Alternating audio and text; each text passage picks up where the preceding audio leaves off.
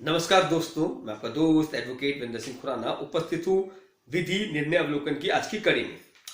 परिवार न्यायालय से संबंधित इससे पूर्व हमने दो वीडियो देखी। पहले वीडियो में हमने जाना कि परिवार न्यायालय अधिनियम का बेसिक स्ट्रक्चर क्या है।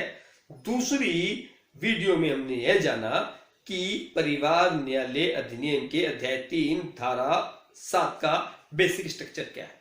हमने देखा, क्या देखा हमने कि धारा 7 के खंड 1 के उपखंड का में यह कहा गया है कि परिवार न्यायालय जो नीचे स्पष्टीकरण दिए गए हैं, कितने दिए गए हैं, का से लेके छ तक, ए से लेके जी तक जो स्पष्टीकरण दिए गए उनसे संबंधित, उनमें विनिर्दिष्ट जो वाद है उनकी सुनवाई करेगा। अब हम इस वीडियो से यह चर्चा प्रारंभ कर रहे हैं, इस वीडियो में हम कि स्पष्टीकरण क्या क्या कह रहे हैं। स्पष्टीकरण का को लेके क्या हम वीडियो लेके आए कि स्पष्टीकरण का क्या कहता है। अगली वीडियो में लेंगे स्पष्टीकरण खा क्या कहता है। तो इसको आप सब वीडियो को एक तारतम्य में देखते रहे, जिससे आपकी परिवार न्यायालय अधिनियम के धारा 7 में मजबूत पकड़ हो सके। और इनमें हम जजमेंट्स का भी धीरे धीरे जो तो धारा जो आपकी स्पष्टीकरण का है बहुत इंपॉर्टेंट है, बहुत ज्यादा उसमें जजमेंट है, हम उनका भी विश्लेषण साथ साथ करेंगे। तो अभी हम स्पष्टीकरण का प्रारंभ कर रहे हैं कि स्पष्टीकरण इस वीडियो में का क्या कहता है। स्पष्टीकरण का क्या है, आप बिना स्किप किए इस वीडियो को देखते रहे। स्पष्टीकरण का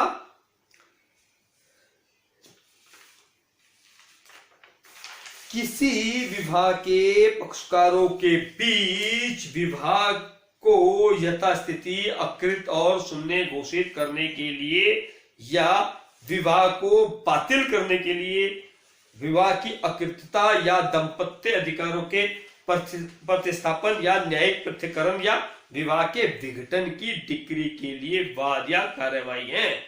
क्या कह रहा है स्पष्टीकरण, किसी विवाह के पक्षकारों के बीच विवाह को यथास्थिति अकृत और शून्य घोषित करने के लिए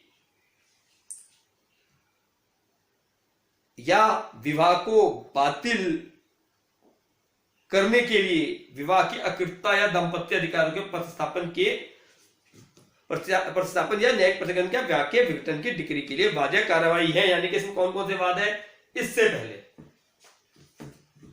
कहीं पर भी इस पूरे स्पष्टीकरण में हिंदू मुस्लिम सिख ईसाई नहीं लिखा। तो कई बार हमने देखा कुछ लोग बड़े भ्रमित इस बारे से हो जाते हैं कि यह हिंदू विवाह अधिनियम से संबंधित है। नहीं, परिवार न्यायालय में हिंदू विवाह अधिनियम से हिंदू से संबंधित वाद भी आ सकते हैं, मुस्लिम से जो संबंधित है उनसे भी आ सकते हैं, और विशेष विवाह अधिनियम, क्योंकि जो हिंदू विवाह अधिनियम में जैसे लिखा है विशेष विवाह अधिनियम के भी अध्याय 5 और 6 में लिखा हुआ है। तो विशेष विवाह अधिनियम के संबंधित वाद भी इसमें आएंगे। और अब इस स्पष्टीकरण का मुख्य क्या भाग निकल के आ रहा है। इस स्पष्टीकरण से क्या निकला, पहला क्या सुनवाई का अधिकार है। पहला सुनवाई का अधिकार है जो स्पष्टीकरण का के अनुसार परिवार न्यायालय का जो क्षेत्राधिकार बनता है, क्या बनता है, विवाह को अकृत और शून्य घोषित करने के लिए किसी भी विवाह को, चाहे वो हिंदू विवाह अधिनियम से संबंधित हो, विशेष विवाह अधिनियम से संबंधित हो, मुस्लिम विधि से संबंधित हो, किसी भी विवाह को अकृत और शून्य नल एंड वॉइड घोषित कराने के लिए जो भी वाद होंगे वह परिवार न्यायालय में आएंगे। दूसरा, विवाह को बातिल करने के लिए जो भी वाद है वह परिवार न्यायालय में आएंगे। दांपत्य अधिकारों के प्रतिस्थापन के लिए वाद जो है वो भी इस परिवार न्यायालय में आएंगे। न्यायिक पृथक्करण जुडिशियल सेपरेशन से संबंधित जो भी वाद है वह इस परिवार न्यायालय में आएंगे।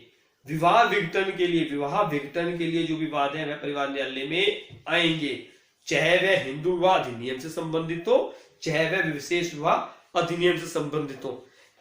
इसका यह मतलब नहीं है कि इसके अतिरिक्त कोई बात नहीं आएंगे, लेकिन अलग अलग स्पष्टीकरण में यह बात तो आएंगे। स्पष्टीकरण खा में अलग दिए गए, स्पष्टीकरण गा में, लेकिन स्पष्टीकरण सिर्फ का में कहा है कि यह बात परिवार न्यायालय में आएंगे। इसके पश्चात स्पष्टीकरण खा में क्या कहा गया, स्पष्टीकरण गा में क्या कहा गया, और उन सबको जब हम देखेंगे तो वह सभी के सभी बात परिवार न्यायालय को उनके सुनवाई का क्षेत्राधिकार है।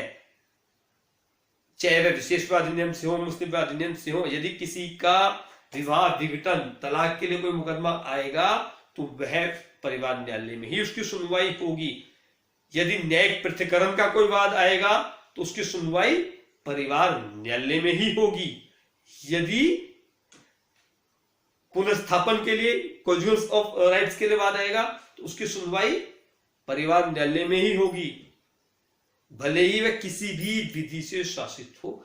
जहां पर भी दाम्पत्य अधिकारों के संबंध में कोई विवाद होता है वह परिवार न्यायालय में आएंगे। इसके अतिरिक्त स्पष्टीकरण का में क्या दिया उसमें हम चर्चा करेंगे इसके अगली वीडियो में। खा की फिर का की, उसमें और ज्यादा आपको क्लियर हो जाएगा कि का और खा में, गा में, घा में, अणा में, चा में, छा में क्या क्या वाद जो दिए गए हैं जो परिवार न्यायालय की परिधि में आते हैं। एक साथ नहीं दिया गया क्योंकि एक साथ में सब हौश पौश ना हो जाए, अलग अलग हम समझते रहेंगे, अलग अलग समझने से। और जो पिछली वीडियो है उसका भी लिंक डिस्क्रिप्शन बॉक्स में हम डाल रहे हैं साथ साथ कि अगर आप एक साथ भी देखना चाहे तारतम्य में भी तो आप उसको डिस्क्रिप्शन बॉक्स में ओपन करते हैं, आप उसको देख सकते हैं। यदि आपने हमारे इस चैनल में पहली बार आए, आपने हमारा चैनल सब्सक्राइब नहीं किया है तो आप इसे सब्सक्राइब करें, लाइक करें, शेयर करें। धन्यवाद।